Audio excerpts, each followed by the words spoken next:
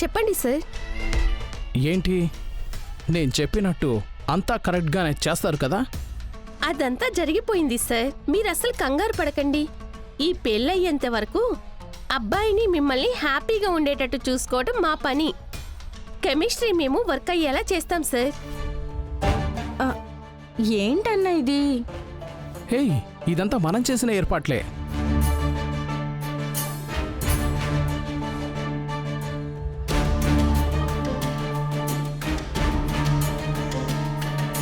సరే, మీరు వెళ్ళి పని చూడండి. ఓహో, కెమిస్ట్రీ వర్కౌట్ చేస్తారంట.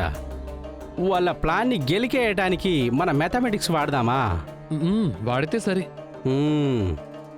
శామ్, సచ్చావే నువ్వు. రారా ఏంట్రా? ఇదిగో పెళ్లి కొడుకు వచ్చేసాడు, అందరూ చూడండి. ఇబ్బంది అంటూ ఏమీ లేదు, చూడండి. రేయ్, కొత్త పెళ్లి కొడుక, మెహందీ ఫంక్షన్ జరుగుతుంది. నీ పాటికి నువ్వు తలుపేసుకుని లోపల కూర్చుంటే ఏంటి అర్థం? అందుకే తీసుకొచ్చాను నేను. రేయ్, మెహందీ ఫంక్షన్ లో నేనేం చేస్తానురా? నేను బయలుదేరినాను. రవి, ఆగరా. రవి సార్, మీరన్నా చెప్పండి. అలా వదలడానికి కుదరదు. మెహందీ ఫంక్షన్ అది అబ్బాయికి అమ్మాయికి ఇద్దరికి. వాళ్ళిద్దరూ ఉండాలి. మీరిక్కడే ఉండాలి.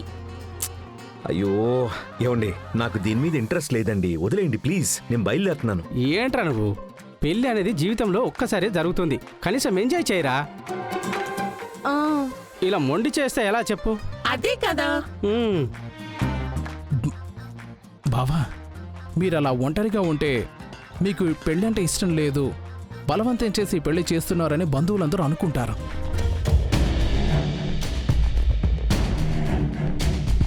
ప్రేమ్, ఇప్పుడు నేనేం చేయాలంటావు? మేము ఒక చోట గోరింటాకు దాచిపెట్టాము. అది ఎక్కడుంది అని అందరూ వెతుకుతారు. దాన్ని ముందు ఎవరు పట్టుకుంటారో వాళ్ళకి మీ చేతులతో గోరింటాకు పెట్టాలి. ప్రేమ్ బ్రో, అలా అయితే ఈ మండపంలో ఉన్న వేరే ఎవరికైనా గోరింటాకు తీస్తే ఏం చేస్తారు? అలా జరిగే ఛాన్సే లేదు.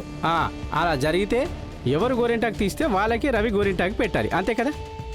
అంతే కదా? అంతే. ఓ, ఇలా ఒక ప్లాన్ వేస్తున్నారా? రే, ఇలాంటివన్నీ నాకు సెట్ అవ్వవురా, నన్ను వదిలేయండిరా. ఏంట్రా నువ్వు ప్రతిదానికి మొహం అదోలో పెట్టుకొని కూర్చుంటావు? అమ్మ పెళ్లి కూతురా, మనోడు అలాగే అంటుంటాలే గానీ నువ్వు మాట్లాడమ్మా. చెప్పు సార్. నువ్వే ఒప్పించవన్నీ. బేబీ, నువ్వు ఇలా ఇంట్రెస్ట్ చూపకుండా ఉంటే ఝాన్సీ అమ్మకి మిగిలిపోయిన వాళ్ళకి డౌట్ వస్తుంది బేబీ.